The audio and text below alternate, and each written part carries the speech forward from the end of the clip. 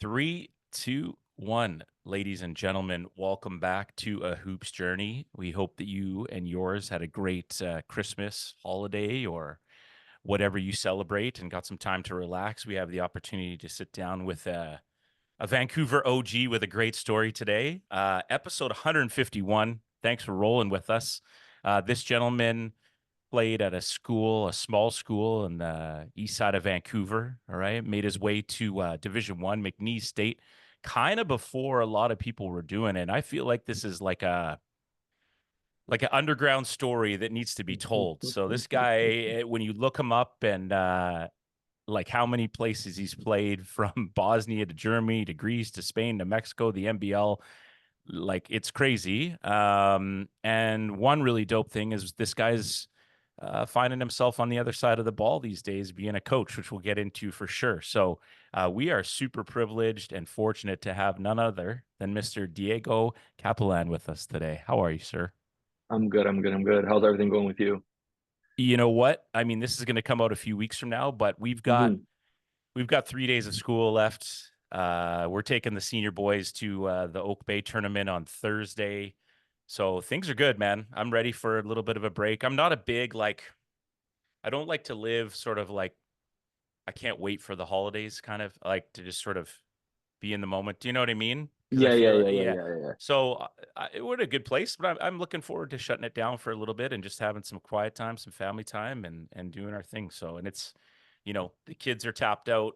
It's one of those things too. It's like, do you push them or just let them kind of ride it out into the sunset? It's PJ day here or whatever. So I'm good, Yeah, yeah, man. yeah. How about you? Life's good. I mean, you're in the coaching scene now. One of the first, I believe, kind of transitions of doing your thing and working around kind of the high school system. How have things been going for you so far, and what will the next few months look like for you in terms of where you're at? Of Yeah, again, I just want to say, yeah, thanks for having me on here. Um, course. yeah, and then coaching and doing skills training. The next few months, like it's about to be a grind, we got winter break camps, all the kids are out of school, so I think things are just going to be popping off.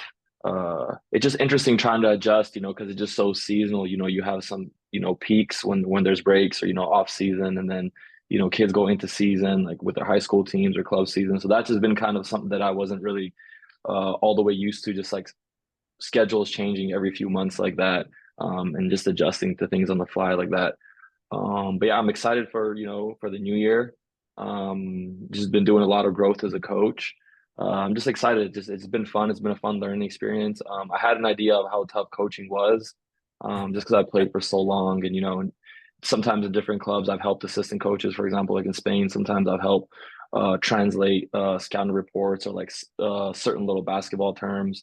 So I kind of had an idea what kind of work gets put in. Hmm. And especially towards the end of my career, I had a lot of respect um, um, for coaching as a job. I just know I realized how hard it was to do. Hmm. Um, but yeah, it's also really rewarding. Just seeing kids and players and just seeing little improvements. So like you get your rewards with that. So yeah, it's been good. The future is looking good, and I'm excited for it. Good.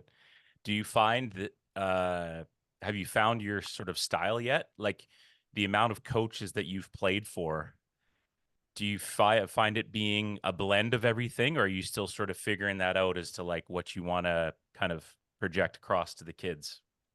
Well, I had my idea going in how I wanted to Sure. be. And We all did, brother.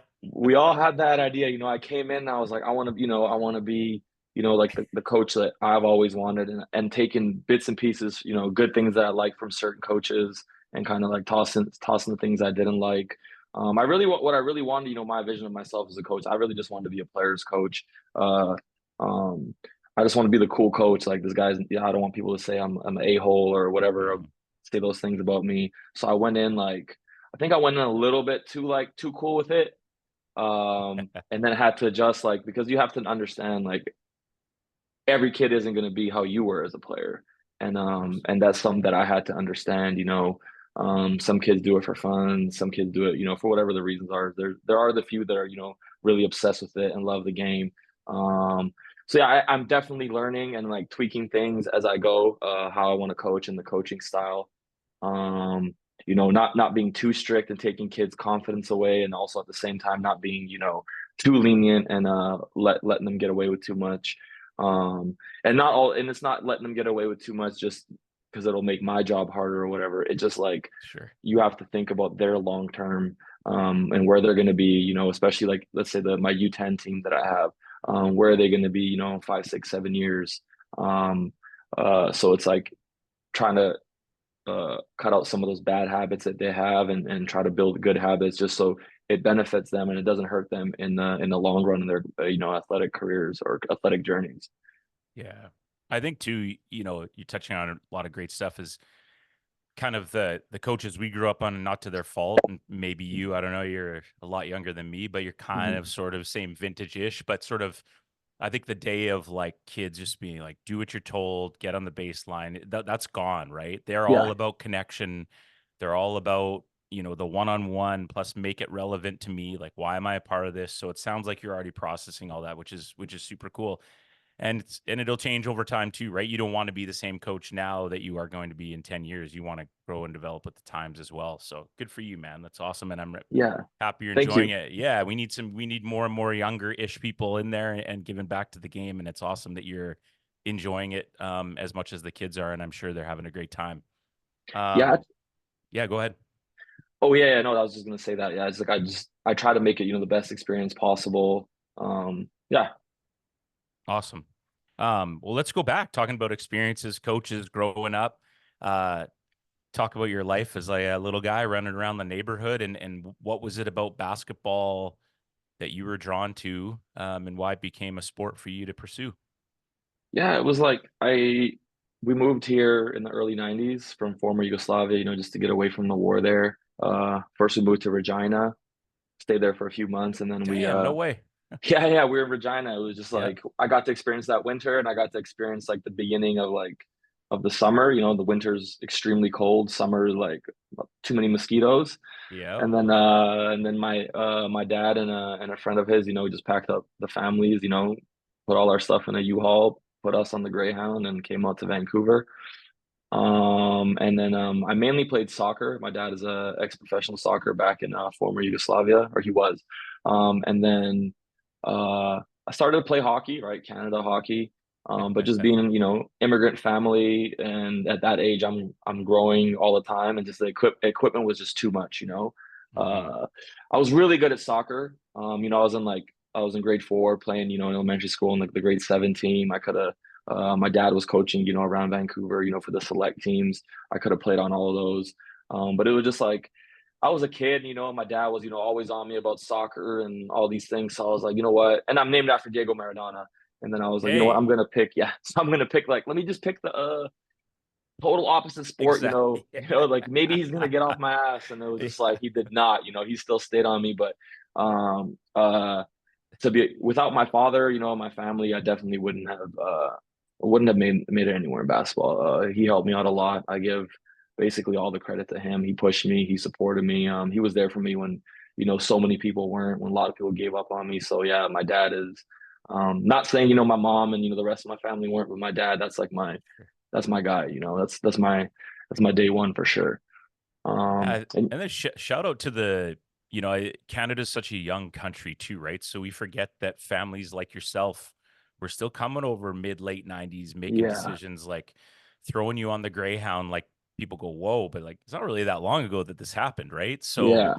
lot of parents made tough decisions so their families could succeed, you know? Hmm. Yeah, it's Yeah, awesome. Love yeah. that.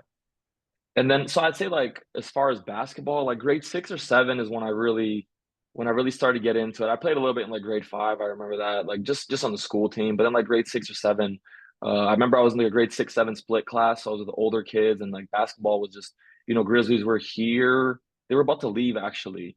Okay. It was just before they left. But like basketball was like it was growing here. All the cool kids in the school were playing it. So I was around the older kids being in the split class. And then we just started playing basketball. I went to Lord Roberts Elementary School. We have the outdoor courts there.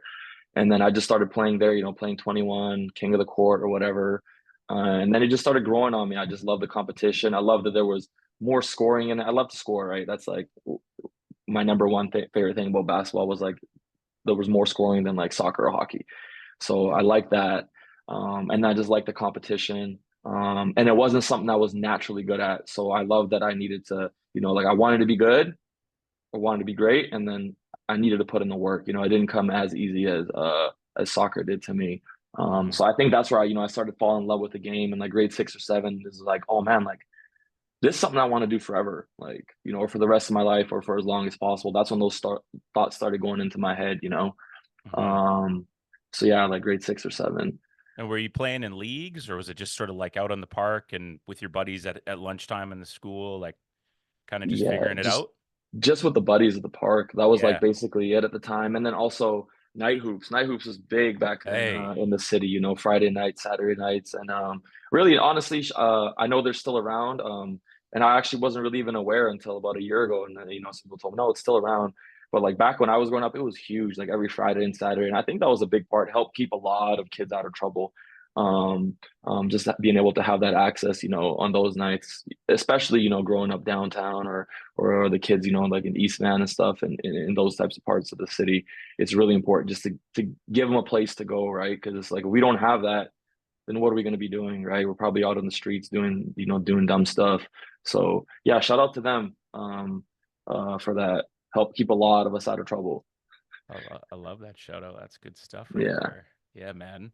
And then, so this group of kids that you're hooping with as you get to kind of closer to your younger high school years, are you guys still together? Is it a crew that goes through, or like do you break off? Like how does that go? And um, what are those high school years, the younger ones look like? Now Man, was KG grade 8? yeah, King George Yeah. was grade 8 when Yeah. I went. Okay. Yeah. I would say like the earlier years in high school, we were still all together, like our core, and then kind of as we went, like uh, different kids go through different things in their lives, family lives, and kind of, a couple of them Sure. kind of straight off the path. But for the most part, I would say our core like 3, 4 guys, we stuck together. We're still friends until this day. One of those guys, Darko Kulich, head coach at King George Secondary School right now. So he was my center. Um, The man with yeah, the handsprings. yeah, He Darko was your center? yeah. Sheesh. Now I So remember, what year did you graduate? 2005. Yeah, okay. So like it was probably, I don't know if I was teaching at STM yet. I couldn't have been. Maybe it was my first year. I went and watched like the Mhm. AA lower mainlands at Notre Dame, and you were Okay. lighting someone up. So yeah, let's be Yeah, honest. yeah, Darko just set screens and rebounded for you, right? Let's just get that off. Like let's call it what it is, right?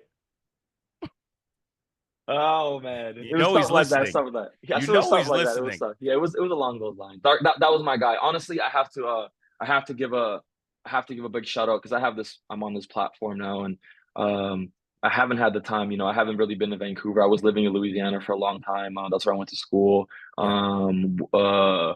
Was married down there, and then now I relocated up here full time in April. Hmm. But I haven't really been involved in the basketball community as much as I wanted to in Vancouver. I was kind of always away and just seeing stuff on Instagram. So I haven't had a chance to say, but like my high school teammates, those guys, I'm nothing without them. Like they were literally like, and this is Darko. It's like, guys, like, and this is Yeah. at AA lower mainlands. I'll never forget it. It was like, yo, we don't care. Like, we're not trying to go into with basketball. Like, this is your life. Like, we're playing for you. And just to have that at that age, your high school teammates tell you that is Mm.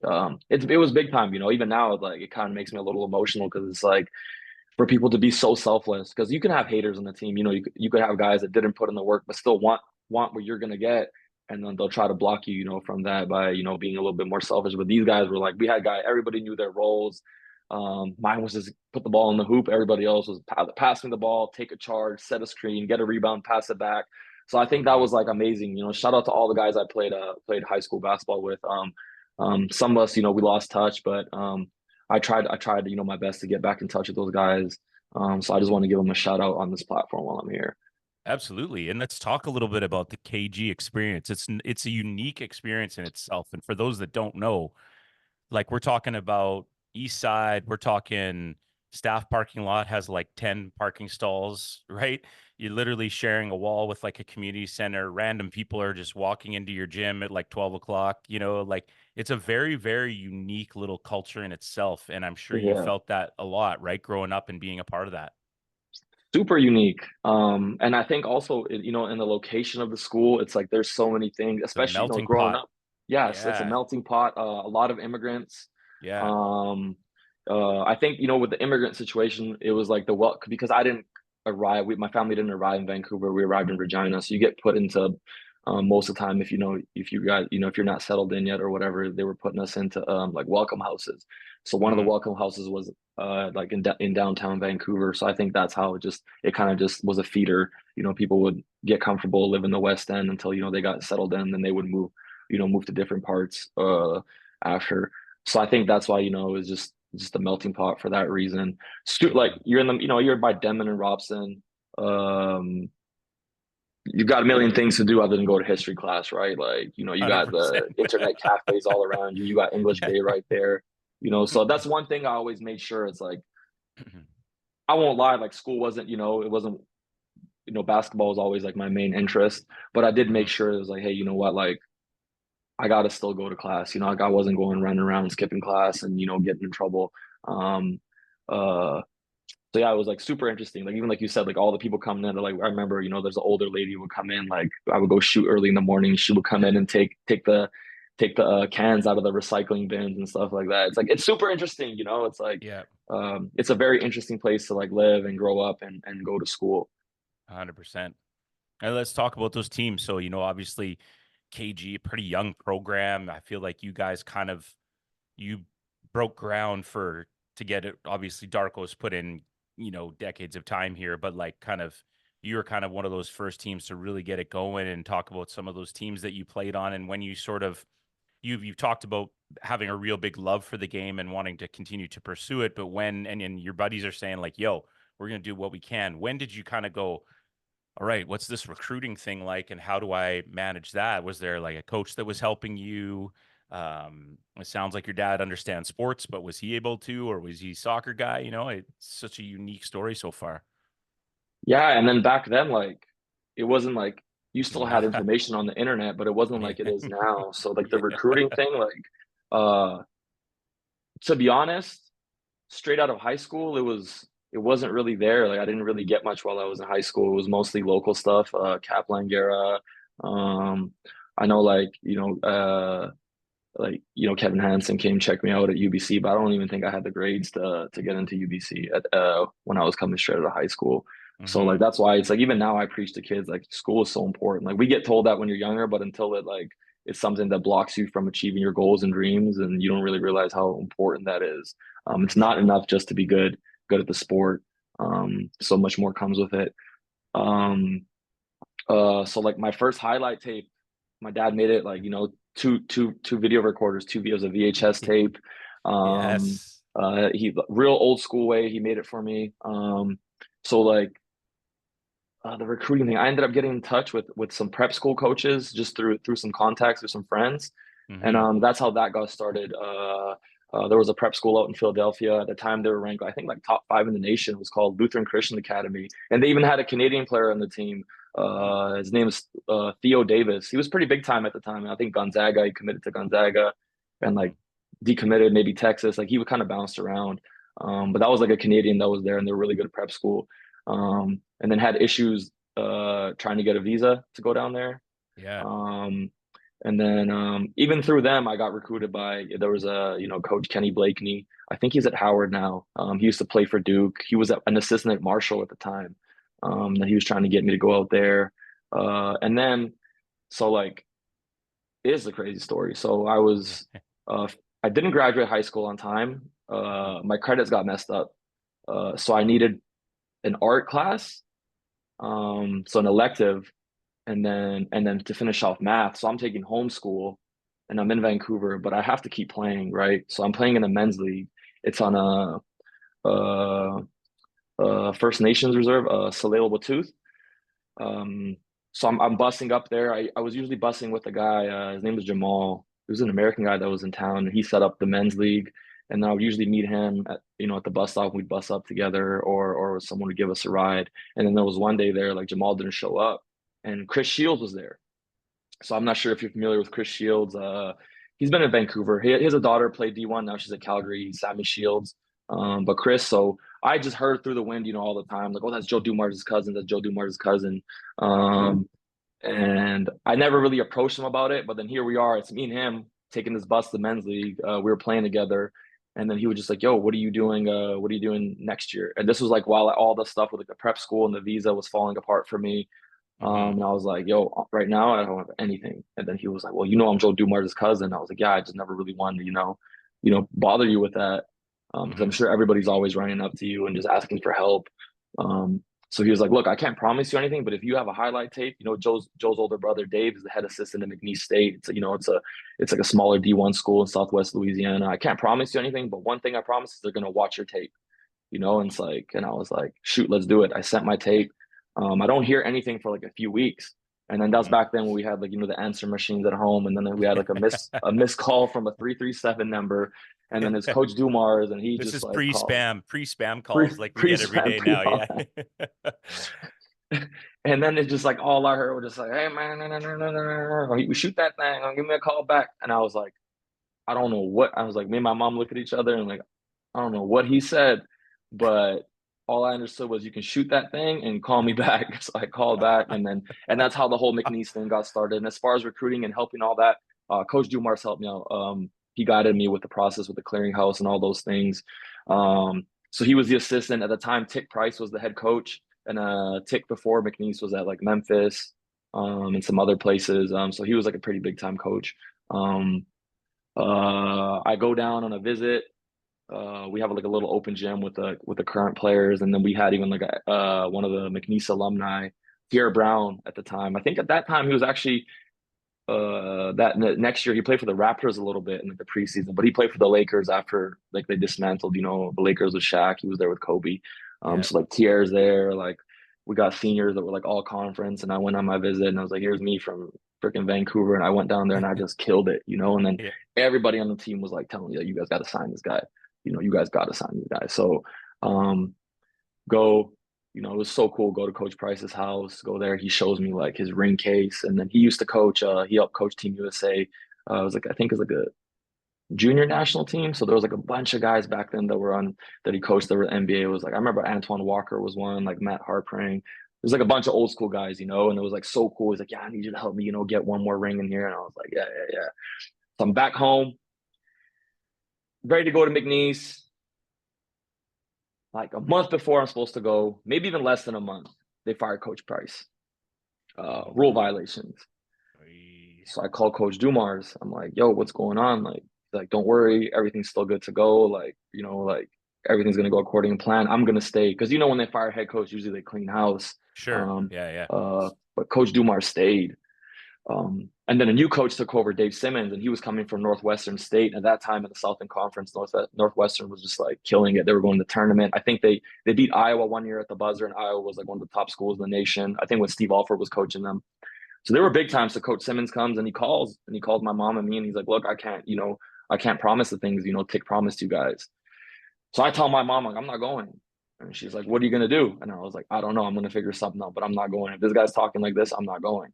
Mm. And then my mom was like, I'm gonna call him. So my mom called him. My mom was like, listen, give my son a chance. And she was like, I promise you, when it's over, you're gonna call me and you're gonna say thank you to me.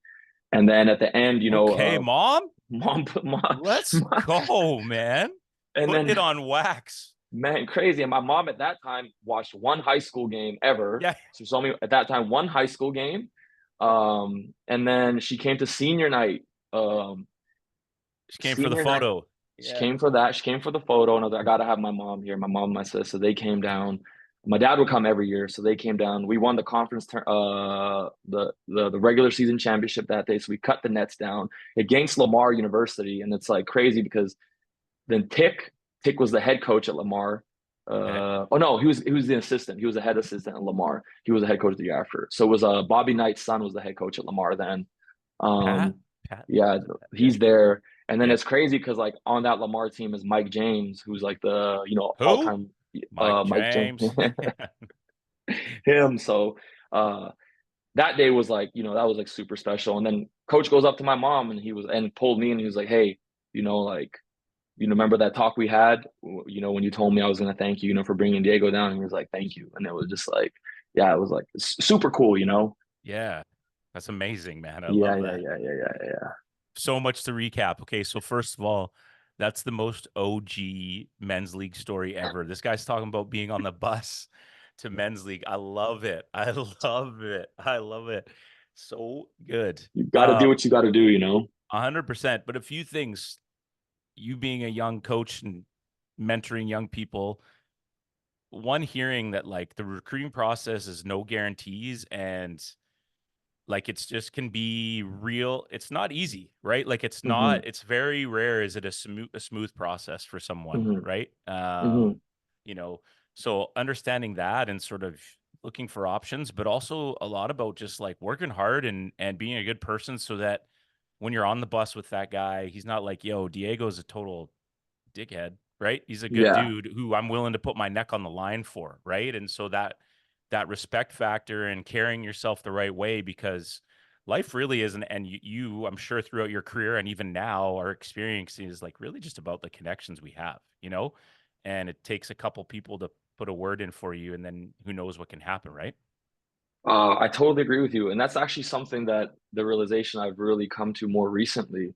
Mm, And a big thing actually, so which like would resonate with me, and even in BC, because I think this word gets thrown a lot around a lot. Not as much now, but like when I was in high school, just because all we had was basketball BC, and like I was mm-hmm, the last cut a couple of times. Um, was salty about that for a long time. But it was like the word that gets always thrown around is politics. sure. And politics to me, what I realized, is another word for relationships. It's like, and relationships are, the most important thing I think right now, in the world and in life. That's the most important thing. So I think just, you know, making sure, your relationships are, good with people, that, you're being a good person. And like you said, like Chris could have been on the bus and I could have just been, the dumbass, and he would have been like, man, I can't, like, this kid's good. He can play, but and if he goes down there and gets in trouble, then I can never help another kid out. And that's what a lot of kids have to understand, or just people. Like, it's really hard to like put in a word for someone because there's so much at stake. Yeah. And if there's anything, you have any faults, any attitude issues and stuff like that, people don't really want to stick their neck out, because if it's not so much about you, it's for that next kid or next person that has everything in check, and it's like, if you lose that, burn that bridge because, you sent someone and they go and they mess up, they're Mm. not the right person for it, then you may not be able to help out somebody that really, really deserves it. So it's like people are super careful, with, who they stick their neck out for. So it's really important to just, even though, like the kids are young, but it's really important to, to be professional, to act professionally, to behave professionally. You're basically a walking billboard, so it's really important. And then the sooner kids start thinking of it that way, the better, just for the long term in their lives. Absolutely, man. And we preach to our kids all the time. Just like, so, you're in high school, like if KG goes to a tournament and they act the fool at the hotel in the court, well, like, okay, you guys all graduate, but coach is still there. Like, I'm still here, right? You guys have Yeah, come through the program. So now it's like, and sometimes unfairly, a label can happen, right? Like, oh, yeah, well, stay away from STM basketball. They did this at the hotel or whatever, right? And so, and yeah. those are the hard things to get back. So you touched on good points, man. It's very true. Very, very good stuff for young hoopers to hear. And also just to be aware of like, yo, you got YouTube and stuff. This man had to make like a 2 camera angle mixtape, son. Let's go on the VHS. Like, Like you said this, like when you said this is like an underground story, this is really like, that doesn't more get legit, more underground than that. Like, they'll never know the struggle, my friend. They never know the man, struggle. Yeah. now you guys just send a little link. It's online within like a few hours, and Yeah. the world can see it. Right. It's crazy. Where does the confidence, and was it just going back to the work that you put in and trusting yourself to be able to sort of hop on the plane, go down to like southern US, like a whole different world in itself? Like, Louisiana is very different from the rest of the states too, right? As you know, Different and world. then like, where does it come from when you step on that court, having that confidence, like, I know I belong, or I'm going to do my thing? Or how have you had that mindset for your whole life? Is it just through the trust of the work you put in. I'm just intrigued about that part of it because you're in a generation where even in the city, you're not reading the province. There's not a ton of guys that are like going down south from Vancouver, BC, Hmm. right? Hmm. So it's new to everybody. So where does that come from? Just at that time, we just got like all I ever heard was, especially about putting in work, was like Steve Nash stories. You hear the Steve Nash stories and how hard he worked. That was the main ones I can go back to, right? We all heard the Steve Nash Mm-hmm. stories. We heard him, running, with the national team. He's a kid and he's still, killing everybody in the conditioning test. He's running fucking miles with his hands tied behind his back, still getting the first.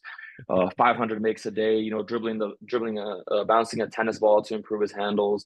So I think I can definitely say that is the hard work that I put in, especially that year I was trying to get my grades up. Man, I was up at like every morning at 5, in the Yeah. gym, and it's like whoever wanted to get in the gym with me, I'd have guys, I've had so many guys that would work out with me, a couple years or a year, and then they would kind of stop and then find the next hooper, get in partnering with me. But I spent a lot of time by myself, man, like a lot of work. There was so many, there are summers. It's like, I remember just being in the gym and shooting. And I would go to this one place called Pantheon Athletic Club. It was after the YMCA closed down, but they had like a little half court in there. And that's where I mainly was going. And it's underground. There's no, I'm not seeing sunlight, but I'm in there all day. And I remember being a kid, I'm like, damn, I haven't even freaking like spent any time in the summer, in the sun or on the beach, or haven't gone in the pool yet. But it's like, I sacrificed a lot. And I think that's where like, the confidence came from. And even like, for example, like my freshman year, like I got to play, about 18, 19 minutes as a freshman, which is pretty good. And that came all from the hard work. Like All I right. want to say like I didn't become like I always try to stay humble. It's like a fine line between Sure. cocky and humble and confident. So it's like I've always like I had a little bit of an issue, I would say, with those lines. And it's something that like as I got older, more at the end of my career, was like the confidence. I was really good at just being confident. But back then, definitely the hard work. It's like I put in the work, and like my freshman year was like I had a thing in my head. I told myself is I'm just gonna take my chances with the bricks. Like that was the saying I had in my head. I put in so many shots that Hmm. I don't even. I've worked on every situation I would find myself in the game, like quick little step back three, catch and shoots, off ball screens. I just made sure that I was able to shoot the basketball like out of every single situation, off the dribble, off ball screens, catch and shoot. Um, and I think that's where my confidence came from, is just the hard work that I put in. For sure. Um, 18, 19 minutes as a freshman is legit. Doesn't matter where you are. Like, let's be Yeah, honest. Like yeah. for real. Those are minutes. Um, what stood out to you when you first stepped on campus or had those first few practices? Did you have a whoa moment, or did you feel like I'm just gonna do my thing and see how this goes? I say what stood out was just the athleticism, of the guys down, especially down south. Mm, Um, like just raw. you got guys playing at the rec that can't even make the team, that are, just, putting it between their legs, alley-oop windmills, like things like Yeah. that. Like guys will pull up in like running shoes, not warmed up, and just windmill. So that athleticism down there was like crazy different to me. It's like, um, I think the biggest realization was, so the athleticism, and then just being like, shit, like I have to work on all my moves fully game speed, because that stuff will not fly against these guys. Like making your Hmm. little, like when you're in the gym being comfortable, there's like no way. Like if I'm making 1-2, like a 1-2 move, it's got to be a hard 1-2, because it's not going to work against the guys that are going to be guarding me, like the super aggressive defenders that are trying to speed you up. Like if you're trying to play with the ball, like they're taking it from you. So it was like I had to get super efficient with my moves, and start work training a lot more game speed, like a lot more intense. Hmm. And we always talk on the show about being careful of not sounding too much like an old head. Hmm. But where do kids get that pace from if they don't play against bigger, faster, stronger anymore? I feel that's a bit of a lost art. I feel like kids are so comfortable with just playing and being the best at their tier instead of just rolling up to Bonds or playing against some 25-year-olds. What are your thoughts on that? I feel like you can't lose there, right? Because you learn so much. You learn you better guard your guy because four other dudes are going to be barking at you because they don't want to get off the court. And you're going to just instinctively pick up how to play the game because the pace and everything is so much different? And you're talking about that, right? Like everything I do has got to be full speed or more. Yeah.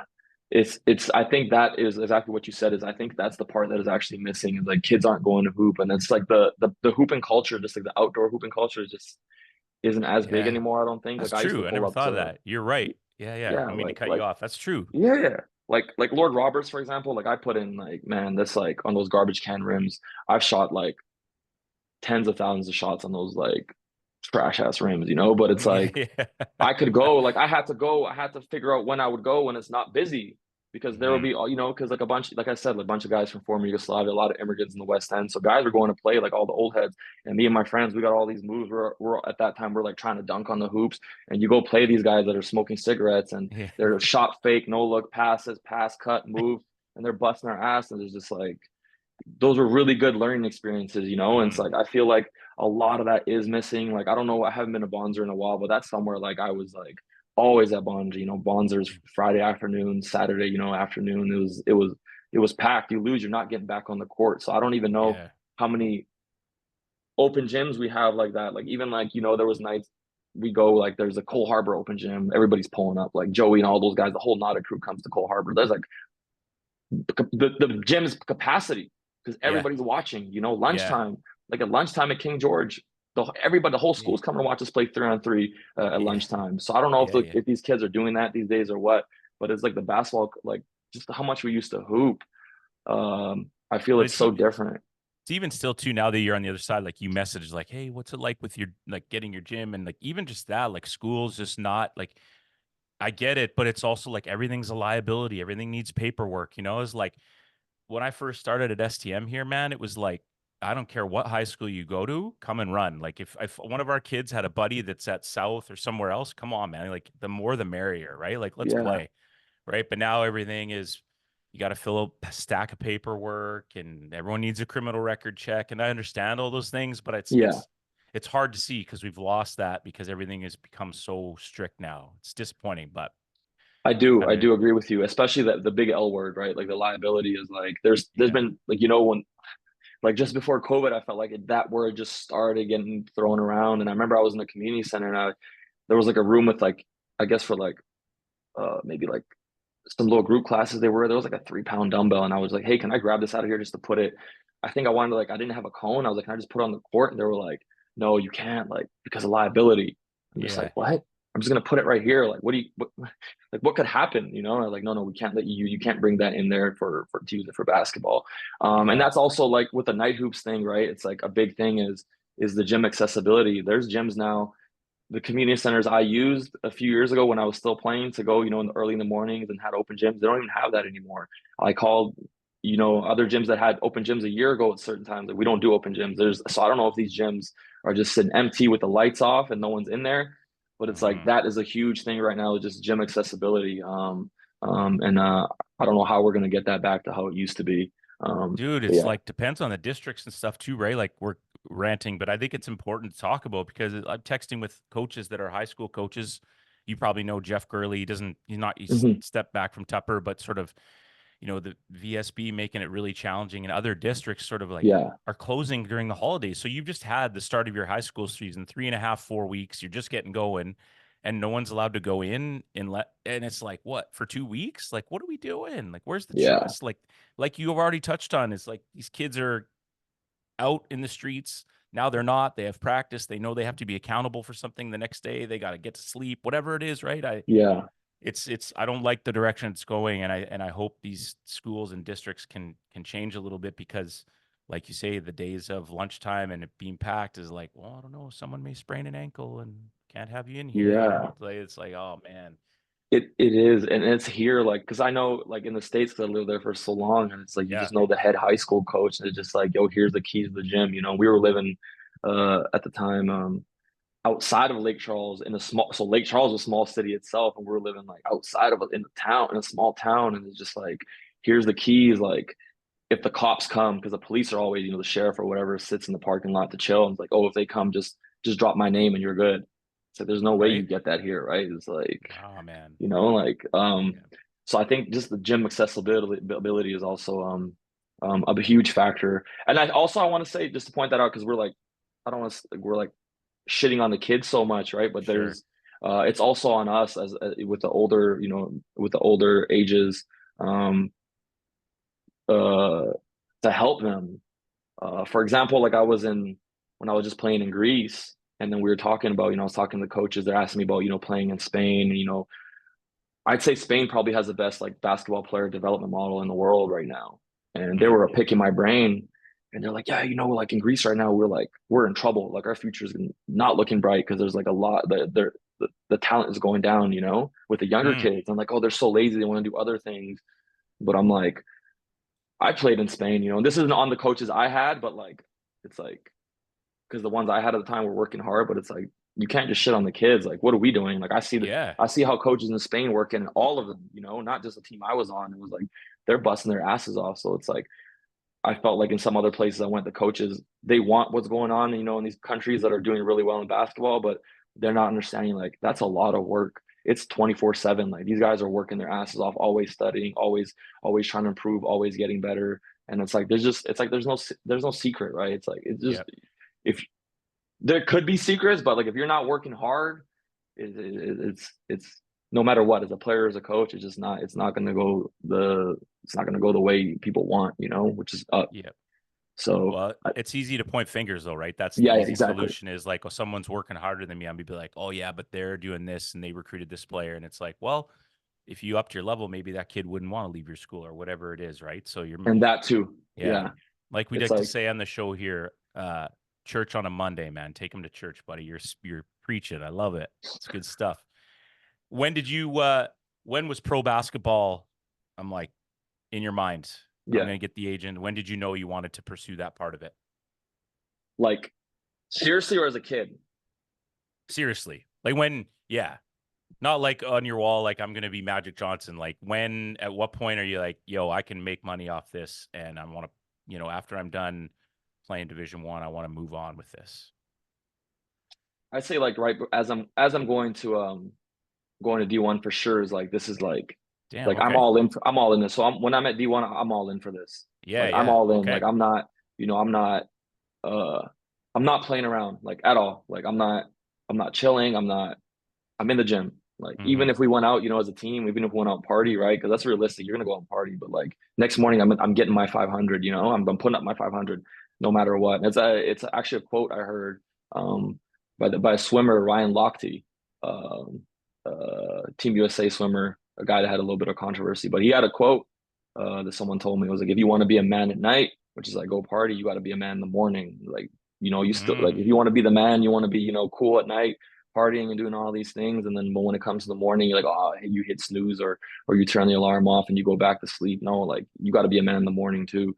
So it's something Mm-hmm. that like I was like, that makes sense. Like it's true. Like a lot of kids want to be cool, but then when it's time to, put that work in, it's like, oh man, I gotta get some rest. I'm tired, It's like you're not even tired from putting in work, you're tired from being out all night. Yeah. So yeah. It's dope. Okay, and then let's talk about overseas. I mean, what an opportunity to get to play ball, see the world, you Mhm. know, so many different experiences for you. Like we were kind of joking Yeah. about at the start, the amount of coaches and places you've been, and that is one thing about on the pod, just chopping it up with so many different people is like overseas is not they're not signing you for 5 years, so you've got Yeah. to be mentally prepared to be like, hey, this after this year, no matter how it goes, I may not be back here. And so talk about those experiences and are there some crazy moments that stick out to you, whether it's fans or an interaction on the floor or just There's so yeah, there's like yeah, in the 13 first of years for all, sure. Yeah. what was your favorite place to play regardless of the team? Was there maybe like a city or a place that you like the most, if you That's a feel like really hard one. I Like, was gonna say? Yeah. yeah, yeah, yeah. One. I can't just give you one. Okay. So Spain for sure. I played 5 years in Spain. I love Spain. In Portugal, I was there for one season. And I led the league in Portugal, low scoring. key underrated, man. Underrated place. I went I there. I was tell like, yo, everybody, this place is, yeah. it's the most underrated place I've been. Not a lot. People it's starting to open up now to the world. People are talking about it more, like Lisbon and Mm, Porto, but it's like not being heard enough. It's a very underrated place. I got so much love playing out there. It was like the most love I got. And I was going through a lot of stuff, off the court personally. And it was just like Portugal was just like damn near a lifesaver for me, to go there, awesome. the team I had, how cool the coach was, the fan support that I had for the club I played for. And then just like the federation and just like always like showing me love. Yeah, so like Spain, Portugal, and then I would say like, man, Athens, Greece is probably could be the best city to play in all of overseas basketball. It's like for a foreigner, you have everything you need there. Every fast food restaurant, you have everything. There's anything you're into, they have it in Athens. The weather is amazing. I'm a big coffee guy. I think, in Greece is Okay, the best okay. coffee I had, especially iced coffees. So it was like, Greece. Hey, wow. Okay. yeah, I would say, man, I would say, yeah, playing in Athens was amazing. And then I think for Spain, as far as like a city, which was like also really good for foreigners to play in that I was at, was Granada, Spain. Granada is a really cool city. They had everything there, um, just that a foreigner would need, right? Like I live pretty close to a big mall. That had Five Guys in there, Pizza Hut, Taco Bell. So it's like in some places I went to, it was like they didn't even have McDonald's, or like Yeah, the yeah. whole city was going crazy. The Domino's is opening, it's like so.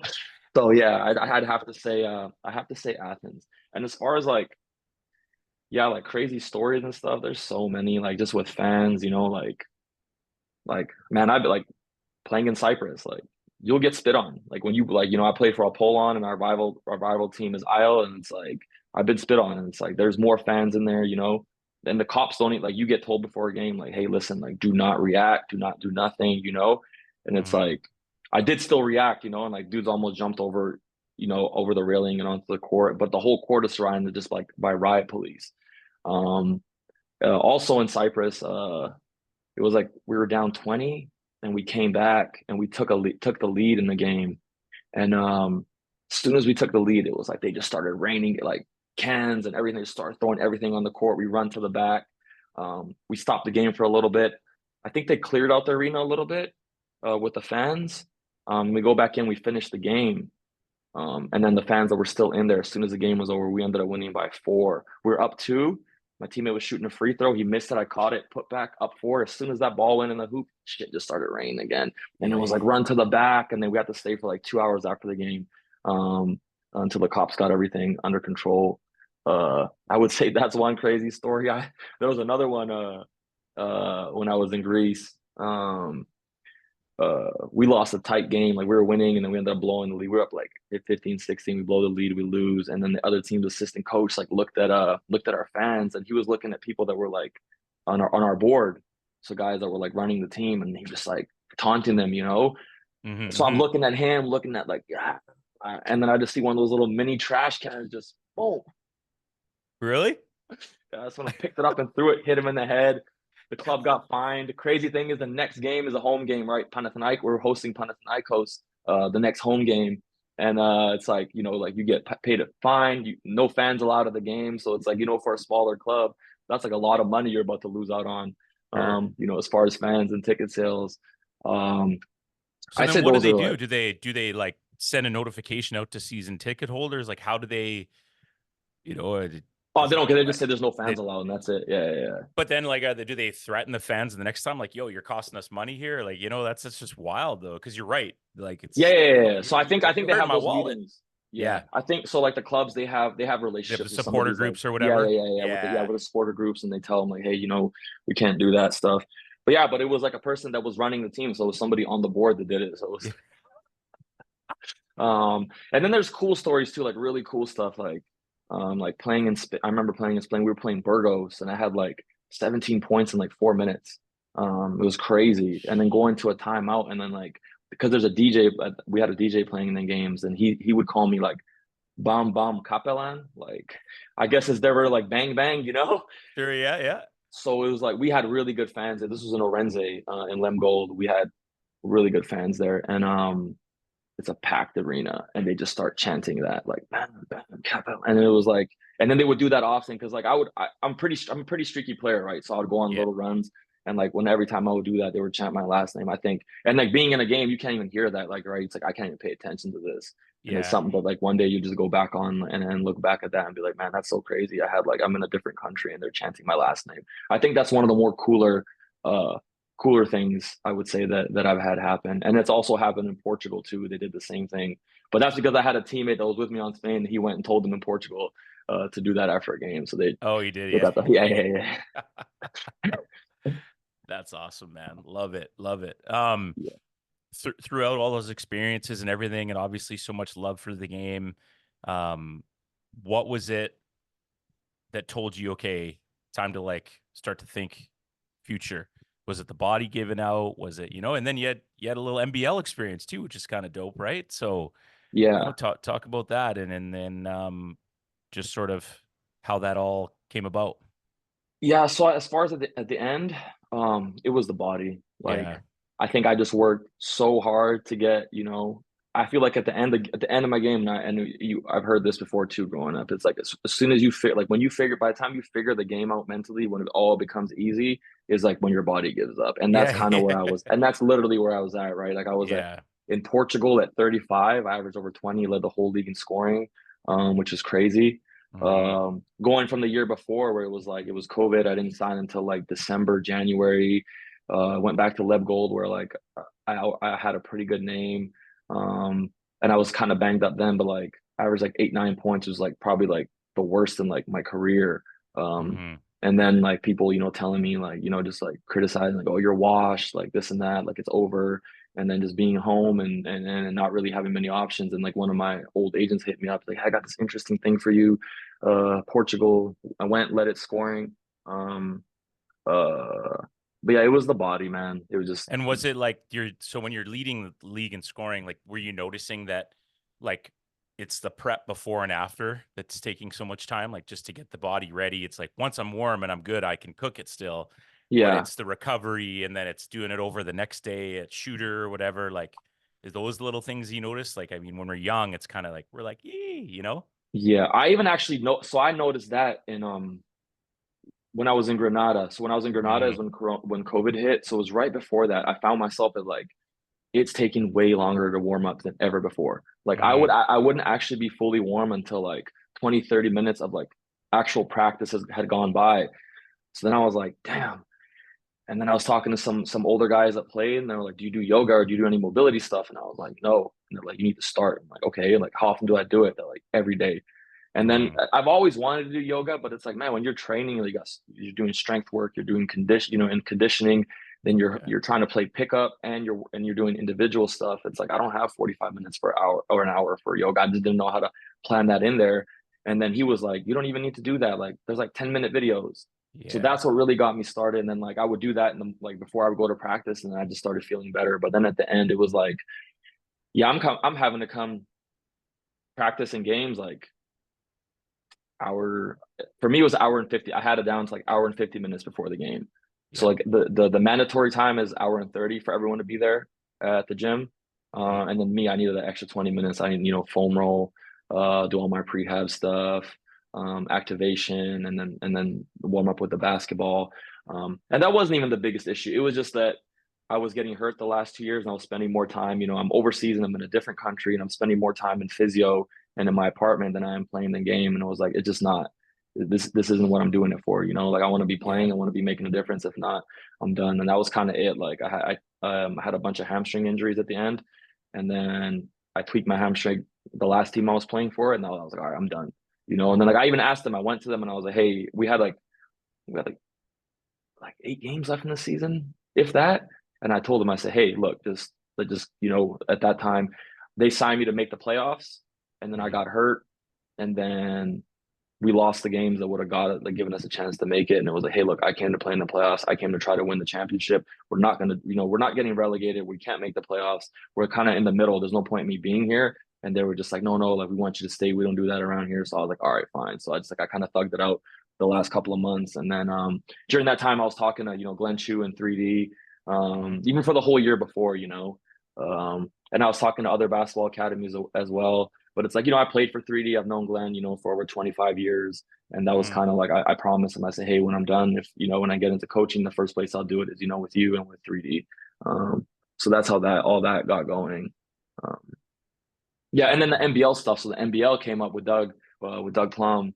Me and Dougie, we've been boys for a long time. We used to get in the gym, work out together, especially when he was still playing pro. And then when he started coaching, he trained me a few times as well.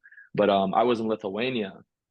Um, so so the year before, I'm playing in Leb Gold, Spain, and Malia. We lost in the fifth and final game to Manresa to move up to the ACB.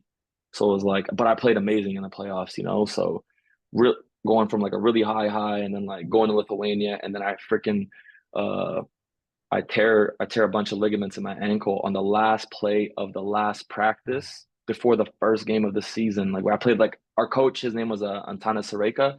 He's probably the most legendary Lithuanian coach of all time. Like he coached Lithuania when they beat Team USA like in Indianapolis in the World Championship. So he's like big time. A Mm-hmm. lot of these like Lithuanian players that made a big time play for him, like Sharas Jasikevičius, he played for him. Um, Tough coach to play for, like super tough guy, practice a lot. But anyways, Mm-hmm. last play, last practice for the first game of the season play. He liked to end every practice with a trick play. Like it has to be an alley-oop, like to end on like on that note. So I play a side pick and roll and I'm going across the middle. So I'm throwing it with one hand. I'm throwing it, from my right to my left. And the next man over, he was a big man. He kind of stunted. He was a little clumsy. He was kind of a clumsy guy. So I stepped on his foot and I felt my ankle, like I felt the bone Oh. touch the ground. Like I'll never forget that feeling. So that's how that kind of get hurt there. Um, uh, and I'm out for like 2 months at the time, and they're kind of like starting to like start the season 0-7. I'm like the main import that got signed. We had like the basketball champions the league qualifiers we were in. We Mm-hmm. lost that. I was playing in those. I got hurt after that. But like you start 0-7, you're the main import. Like the writing's kind of on the wall, right? It's like, hey, Yeah. you got to get back. Like 2 months is like, you got to get back, or we're gonna go in a different direction. I could see that on the wall, right? That writing on the wall, and like I came back a little earlier, and then at that time, like me and coach's relationship, like while I was hurt, it was just like deteriorating, because like I'm getting looked at every day. It's like, when are you gonna be back? Like let's go, like play. It's like it's not like I don't want to play. Like I can't. Like my shit hurts. I'm in Yeah. pain all the time. Yeah. So then I'm talking to a few other teams, and then also I'm talking with Doug, and he's at St. John's. And then Mm. I'm like, listen, like I've just practiced for the first time, like I'm not 100%, but like I'm not rusty, like I did a good job of like still trying to stay in shape, doing pull workouts and stuff like that. And he was like, hey, just come over here, come play for me. Like we're putting a Yeah. team together. We have like, they had big aspirations. They wanted to win the championship. Carl English is there, who's someone who like I always look up to. We like my first agent was Justin Zanuck, and he had his clients were Levon Kendall and Carl English. And Justin's now Yeah. the GM of the Utah Jazz. So that's like that to me was like, man, I get to be around a guy, like kind of like when I was starting my pro career, Justin compared me to Carl. It was like, hey, like this is how we want to build your career. We want you to be like the next Carl English. You're a little bit shorter where you can like handle the ball a little bit better. I think if Carl hears Yeah. this, he's gonna I'm gonna get a DM for sure. I'm gonna get a hey buddy. uh um but yeah, so it's Hey, like, they said it, not you, right? That's not yeah, on no, no, you. Oh that's yeah, what yeah, Justin says. So, yeah. but yeah, so then I go to St. John's, and then Doug's, we're doing our thing. And then while I'm there, uh, I get an offer. I get a really, really good offer to go to Mexico for the playoffs. And, it's Spanish coaches. They were familiar with me, familiar with my game from before, from playing in Spain. And then I talked it over with Doug, and Doug just like gave me his blessing. He was like, "Look, man, like like uh, I think you should do it. It would be really good for you." So I went and did that. So yeah, like I really respect Doug for that. Like Mm. he's always been like he's a pretty intense guy. That's Um, one way to put it. yeah, one way to put it. He's a pretty intense guy, but like as far as me personally, the guy, he was I got to give him a shout out. Like he was there for me, like as a player and professionally when like I said, like when people like really weren't there for me, like he was there. Got me out of that situation. Gave me a blessing to, even I'm a player on his team. Like you never want to lose a guy like out of nowhere, and he just like, yo, you got my blessing, go do it. You're my boy. Like I'm happy for you. So Mhm. yeah, playing in the NBA was super. It was a crazy adjustment. Like you hear a lot. I've always Relationships, watched it. buddy. Yeah, relationships, Relationships, everything. man. Right? Relationships are everything. And then you have like, I think you even have some guys on the team like that, like looking like, yo, what the hell? Like this guy, just this guy just pulled up, and then he's, Hmm. already kind of. I was already starting, but that's off relationships. Um, Hmm. and also with me and Doug, like I think, it's really tough, really, really tough to like coach a friend. Mm. Um, and I think he did like a really good job with that. Like, our relationship when I was there, it was almost 100% strictly professional. Like, yeah, I was player, he was coach. So it was like, I really respect him for that. You know, it was like, he got on my ass just like he would anybody, you know, like I would get the, Yep. the random messages from him. Hey man, you got to do this better. I would get the random videos sent to me. So like, yeah, it was like, he did a really good job of making sure like to keep it professional. It's dope, man. And I think it's like we talked at the very start. I think hearing your story, your journey, all the places you've been, the fact that you're able to take all these nuggets and things that you've learned and are giving them back to the kids means Yeah. so much, man. The pay it forward is a bit of a lost art in our world, and the fact that you're willing to dive back in your relationship with Glenn and going back and staying loyal to that. I mean, it says a lot about who you are and what you're about. So that's dope stuff, man. I love it. Yeah. Thank you. And Yeah. also, yeah, like about the NBL, I think Yeah. I didn't know what I was really getting into. I watched it a few times, you know. I almost Mhm. signed one year when Kyle Julius was the head coach in London. It was like a few Yep. years before. That's like, and then I ended up going to Spain for the first time. But like, I also like same thing their relationship with Kyle. We went together to Taiwan, you know, with a select team to represent Canada playing the Jones Cup. We won the gold medal. I was MVP, and it was super cool playing for him too. And he's now, he's the head coach of the Bandits. Yeah. It's Um, dope yeah, yeah, like yeah, just basketball lifer as well, you know. for sure. Like you, like Dougie, like myself. Yeah. That's what I like to refer to us as. Yeah. But yeah, NBL was like, man, overseas people like they tend not to sign players from the NBL. You know, they kind of don't understand because they'll always be like, what kind of basketball they're playing? Like, is there no defense? I'm seeing scores like 130, 120, but it's like it's a mixture of like FIBA rules and like but it's 48-minute games. So Mm, I think that's what throws off a lot of people overseas that are trying to recruit guys from the NBL, which like which is my criticism of it is that's one of them is like mm, people on the outside don't really know what's going on here, right? But as far as the talent in that league, I may have to go out on a limb, like as far as talent, and say that's one of the most talented leagues I've ever played in. Like mm, all the guys can go, so many guys can hoop. You know, as far as like hooping, you put like talent, you put the ball in their hands and all the stuff they can do and how athletic they are. It was like how physical the league is. Um, it's there's a lot of mm. talent there, you know. It's just like uh I'm not sure if it was managed, you know, in the most correct ways. Sure. Yeah. It Yeah. would be my, criticism, which is why now you see the CE bill, the CE bill popped up and Yep. they're doing it, all FIBA. They have the Elam ending, which is like it's an exciting way to end games. It is. Yeah. It's Um, entertaining, right? yeah. Yeah. Um, And I so think there's yeah. like you say, because it's a little bit more across Canada too. I think there's Hmm. maybe a better understanding of what it's all about. But for sure, I Hmm. think even just being a West Coaster, kind of following a little bit, I'm kind of like, what is that all about? You know, I mean, obviously watching Doug and his journey and story, but kind of just Yeah. what is that all about, right? Yeah. Yeah, interesting. That's good. Yeah. And it's like a mixture, like it's a lot there's talented guys, but it's also a lot of guys that it also does give an opportunity and a place for guys to make money because not everybody can go overseas. Like it's a Exactly. hard adjustment, for people to go overseas to be somewhere far away, not see their family for 8, 9, 10 months. The Yeah, food man. is different. Like some, like in Greece, like I remember uh I was going out for dinner. Like most of the time you eat alone, right? Like as far Sure. as for me, right? Like a lot of, you spend a lot of meals, you eat alone. I remember I was walking to dinner and I was just like reading the signs and just like, yeah, I gotta wrap this up. Like I can't be walking around and looking at these foreign languages. I don't even know what this says. Like, that's what that was one of like that was also one of the final straws. It was just But like, yeah, yeah, I'm ready not to do this anymore. As much as I yeah, love Greece, as much as I love, playing overseas and everything, it was like 13 seasons was like it was a real grind. yeah, for sure. No doubt. Yeah. That's awesome. Love it. Okay, let's do some fun questions. Sound good? Okay. Yeah. Okay, man. So you're snacky. What's the greatest bag of chips out there? I got two. Okay. Okay. You got to hear me out for the first one. It's the President's Choice brand that you can get at Independent.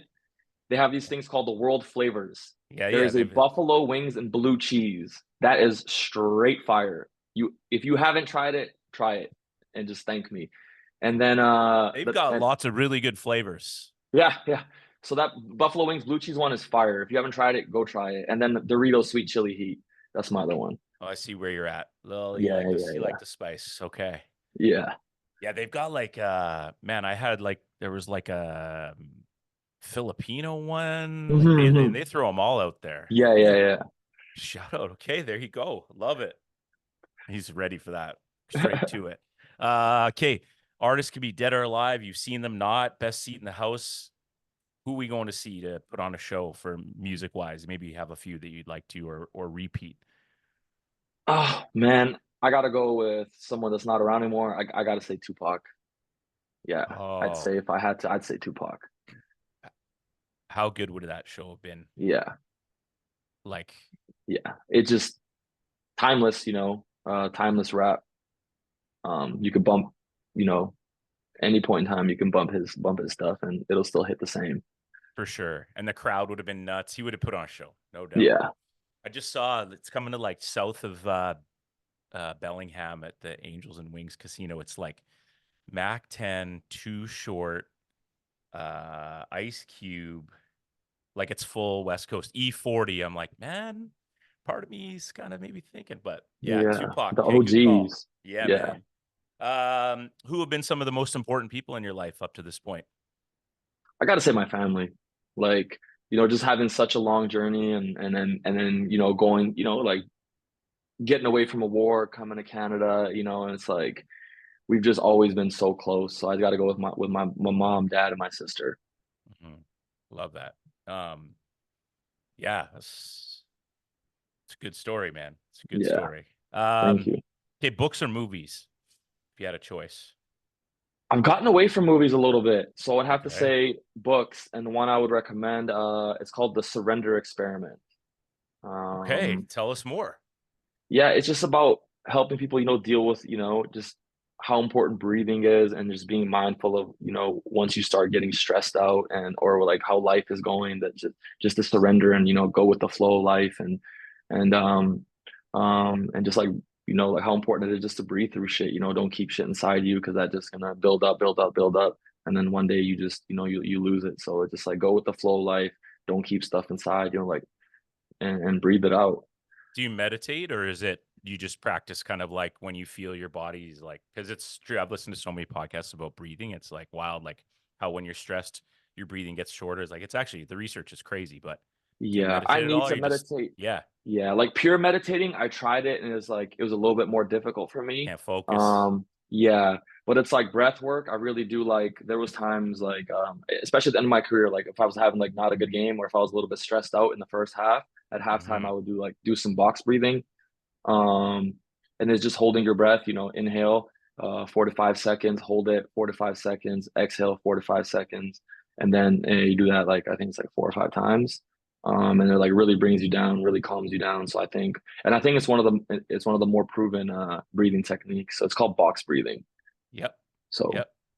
That's dope, man. God, I'm gonna try and like Michael Jordan's trainer. God, we've talked about it on the. He's got a good book, and it talks about basically how Jordan was able to just get in that moment, right? And that's why, like, he was never too high and he was never too low. Now he's super competitive or whatever, but kind of just he was always able to just be yeah, in that Zen sort of moment, right? Which is a huge thing. Yeah, yeah. It's good super stuff. important to be able to harness your energy, right? Like you said, never Hell too high, yeah, never too low. It's like even when things are going super great, don't go all the way. It's good to be happy, but it's things don't just always keep going up, right?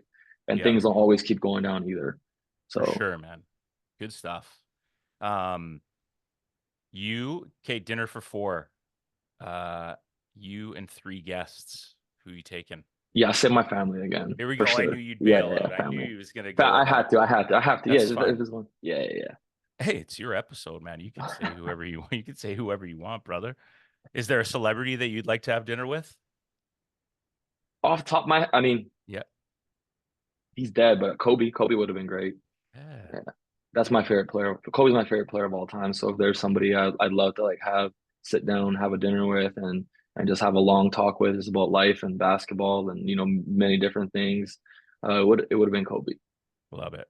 Yeah, Such a I don't know, I think him passing was not I don't want to say like it obviously wasn't a good thing, but just sort of I think it made people kind of pause and go, whoa, like life's precious. Yeah. because you could just see he was about to step into like a so super fun, amazing part of his life and Yeah. what he would have been able to do for women's sports stuff. So yeah. Okay, good pull. Hmm. Okay, man, this has been amazing. Appreciate your time. One Thank you. question we like to ask is how we branch out and get to know other people, but who would you like to see of all your experience, 13 years pro, McNeese State, all these other, basketball players, coaches, trainers that you've come across, who's got a great story that'd be willing to chop it up with an old head like me for an hour or so and share their story. But you're the plug. I'm the plug. Okay, shoot then. It would, even if You I'm can the text me plug, offline. You can text me offline. But yeah, you can't, don't put someone on blast who's going to be like, yo, man, I think someone who has a super cool story, like I mentioned him earlier, is Mike James. Like he's just from Portland. Like he went and started off baller. in low leagues overseas, and he's freaking made the NBA in the end, and all time scorer in the Euro League. Like I think that's a little bit tougher to get. Yeah.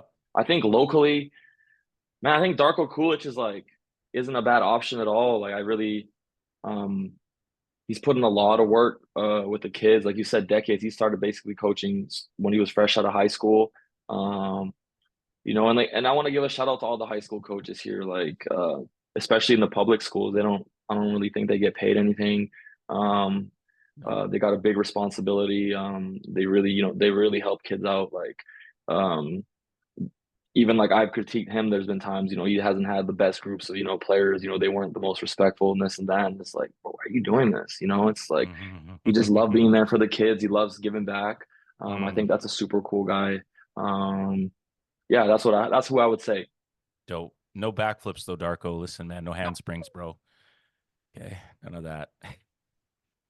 Amazing, man. Listen, appreciate your time. I know you're like, yo, I'm so sorry it took so long. You have no idea how long it takes to get a guest. You were flawless in that, so don't feel bad. Your story needs to be told. I think one of the more slept on BC Hoopers out there and Canada wise, and you carved out a fantastic career, like I've mentioned already. So dope and great that you're giving back to the game. Any last thoughts, ideas, reflections before we let you go, my guy?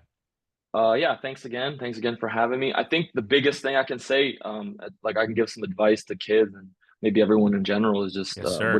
which helped me a lot is just find your why, especially the kids, find no matter what it is. Like I remember getting told that when it doesn't matter what, just as long as it's going to get you in the gym and get you to put in the work you need to put in, that's fine. So find your why, and then when you go through adversity, which you will, lean on that to keep you going.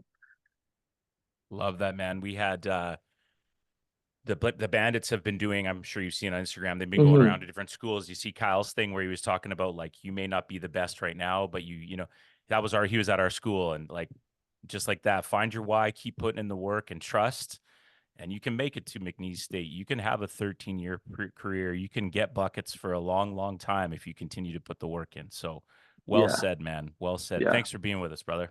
Thanks for having me, Aaron. Really You appreciate bet. it. Episode 151, an absolute banger, our first one of 2025. We will see you on the next one.